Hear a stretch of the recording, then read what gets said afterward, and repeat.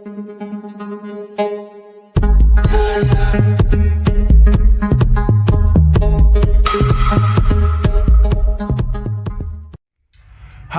apa kabar?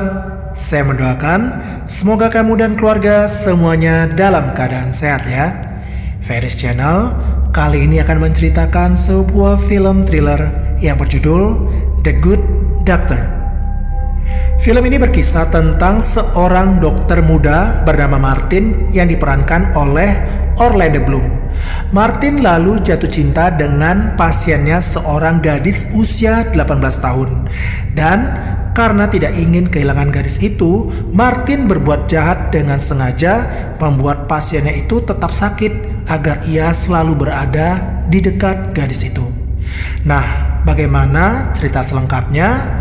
Kita mulai saja dengan alur ceritanya ya guys. Dikisahkan Martin Blake, seorang mahasiswa kedokteran asal Inggris yang bekerja di sebuah rumah sakit di California Selatan sebagai calon dokter spesialis. Martin ini mempunyai sifat yang sombong dan penuh ego yang menggunakan kekuasaannya untuk mengontrol orang lain. Perilakunya itu yang membuatnya mengasingkan dirinya dari para perawat yang ia nilai tidak menghargainya. Di mana dengan derajatnya Martin menganggap seharusnya ia pantas dihormati. Setelah memasuki masa residensinya 6 hari, Martin mencoba mendaftar beasiswa untuk menjadi spesialis penyakit infeksi. Rekannya mengatakan kalau pengajuan beasiswa Martin tidak mungkin diterima karena ia baru saja menjalani masa residensi. Setidaknya Martin harus menunggu sampai tahun depan. Tetapi Martin ini tetap keras kepala. Sementara itu hubungannya dengan pasien dan atasannya juga kurang baik, sehingga Martin pun merasa terasing di tempat barunya itu.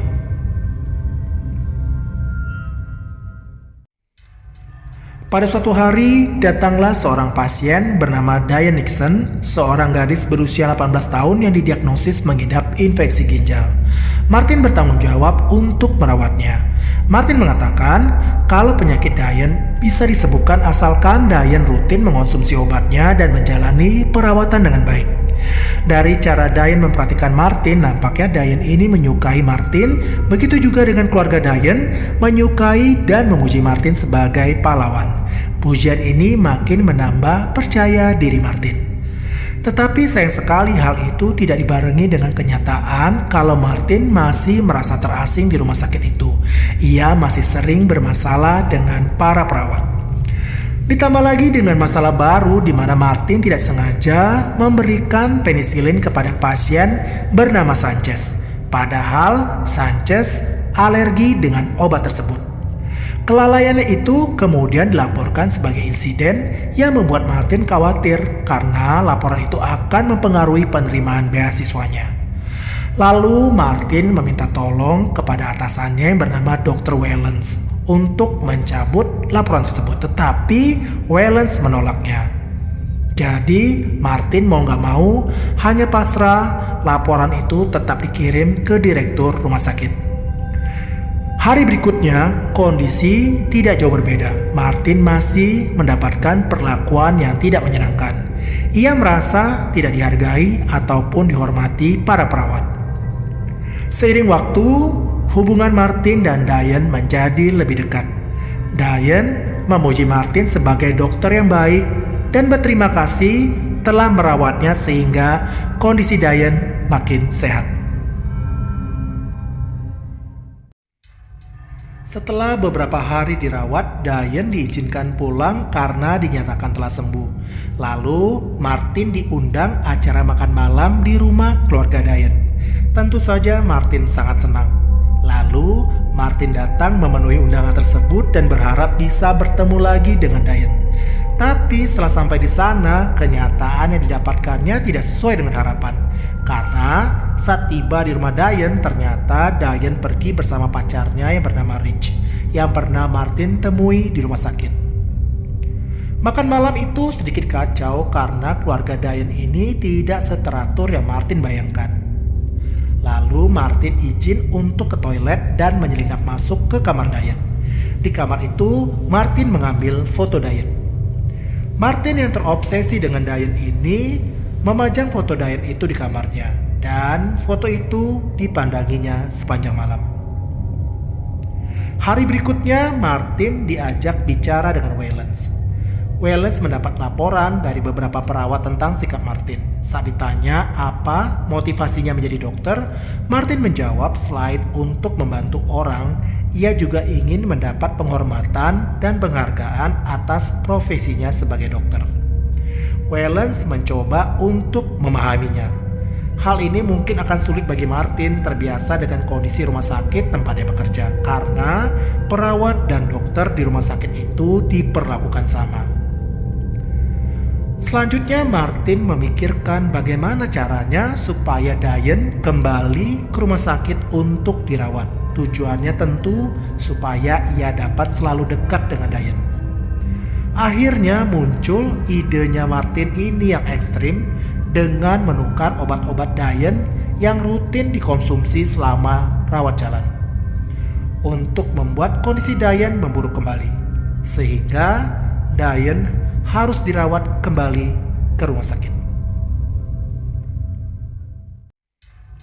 Dan benar saja, tak berapa lama akhirnya Diane pun kembali ke rumah sakit dan harus dirawat di sana untuk penyembuhan infeksi ginjalnya. Di saat inilah Martin mulai mengacaukan pengobatan dan perawatan yang diberikan untuk Diane. Martin diam-diam mengganti cairan infus yang tidak sesuai dengan seharusnya. Hari demi hari, apa yang diharapkan Martin pun terjadi. Kondisi Diane makin memburuk sehingga Diane makin lama dirawat di rumah sakit itu. Martin senang karena ia dapat berada di dekat Diane lebih lama lagi. Tindakan Martin pun menjadi lebih ekstrim, di mana Martin menukar hasil tes darah Diane dengan pasien lain. Dampaknya adalah Diane diberikan pengobatan yang salah yang tentunya akan berdampak kesehatan Diane makin memburuk. Tetapi Martin tidak memikirkan hal itu, bagaimana dampaknya dengan kondisi kesehatan Diane ke depannya. Obsesinya kepada Diane malah makin meningkat, membuatnya buta dan lupa akan profesinya sebagai dokter yang seharusnya bertanggung jawab menyembuhkan pasiennya. Lalu Martin juga mencoba mengacaukan hubungan Diane dengan Rich, yang membuat Martin selama ini cemburu. Tapi di balik semua tindakannya, Martin ini bersikap seolah-olah dirinya telah banyak melakukan upaya untuk kesembuhan penyakit Diane. Sampai suatu ketika, Dr. Harbison, atasan Martin, memberikan protokol perawatan baru untuk Diane, di mana Diane harus menjalani operasi untuk kondisi jantungnya. Kini kondisi kesehatan Diane makin memburuk. Martin sudah bertindak semakin jauh dan tidak berpikir panjang dapat membahayakan nyawa Diane. Dan setelah melewati masa kritis, akhirnya Diane dinyatakan meninggal dunia akibat telah mendapat perawatan yang salah untuk penyakitnya itu. Martin sangat terpukul atas kematian Diane. Ia merasa sangat bersalah karena akibat obsesinya kepada Diane berakibat fatal. Ia telah membunuh Diane secara perlahan-lahan. Martin terpuruk dan merasa sangat kehilangan atas kematian Diane. Lalu Wallace mempertemukannya dengan Dr. Saylor, ahli psikiatri untuk staf rumah sakit.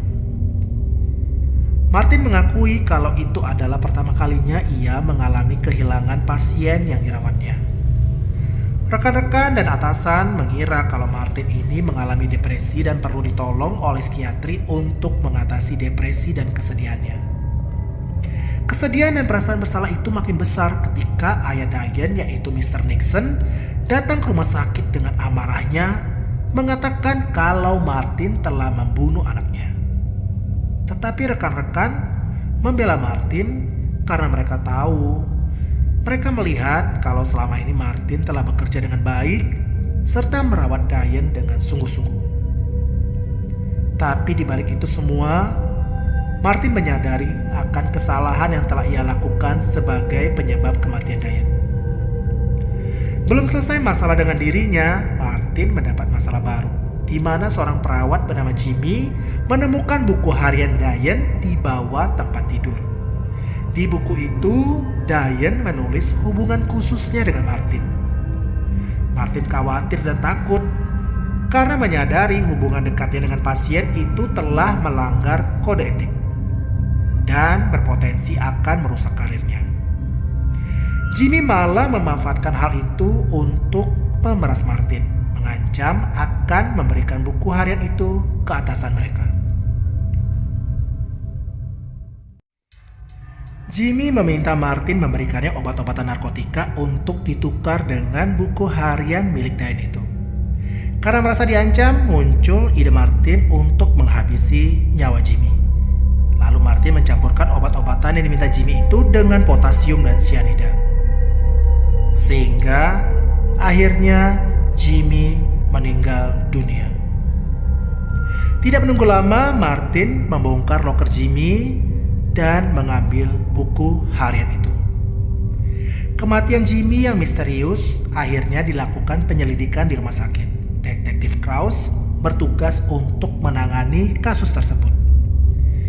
Tidak ada yang menaruh curiga kepada Martin. Banyak yang mengira kalau Jimmy ini penyalahgunaan obat-obatan, di mana mengingat perilaku Jimmy memang kurang baik selama bekerja. Lalu Martin pun diperbolehkan pulang oleh Wayland untuk beristirahat.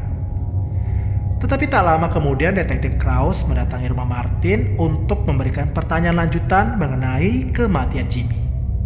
Martin sedikit gugup ketika ditanyai, dan ia semakin panik melihat buku harian Diane yang tergeletak di bawah kursi. Dengan cepat Martin pun segera mengambil buku itu, lalu ia izin ke toilet. Dan di toilet Martin merobek lembaran-lembaran buku itu lalu membuangnya ke dalam kloset. Tetapi Martin panik ketika lubang kloset itu malah tersumbat dan airnya meluap keluar dari kloset. Martin yang sudah panik akhirnya memanjat keluar jendela dan berlari menuju ke laut yang ada di belakang rumahnya. Martin yang putus asa berencana untuk bunuh diri. Tetapi niatnya itu pun batal karena tiba-tiba muncul idenya. Dan Martin kembali lagi masuk ke toilet rumahnya. Lalu Martin mengambil buku itu dan membungkusnya ke dalam plastik dan membuangnya ke tempat sampah. Detektif Krause tidak menemukan bukti kalau Martin terlibat dalam kematian Jimmy. Karena memang tidak ada bukti-bukti yang memberatkan Martin. Lalu Detektif Krause pun pergi dari rumah Martin. Martin tidak terbukti melakukan pembunuhan, dan Martin pun tetap bebas melakukan aktivitasnya di rumah sakit seperti biasanya, melanjutkan hidupnya sebagai dokter dan menangani lebih banyak pasien. Dan film pun berakhir. Nah, sekian dulu alur cerita kali ini. Bagaimana pendapat kamu tentang film ini? Ketik di kolom komentar ya. Oh ya, buat kamu yang belum subscribe, jangan lupa subscribe ya guys, supaya saya semakin semangat untuk membuat video-video berikutnya. Dan tak lupa saya mengucapkan terima kasih buat kamu yang sudah nonton. Saya pamit undur diri. Sampai jumpa. Dadah.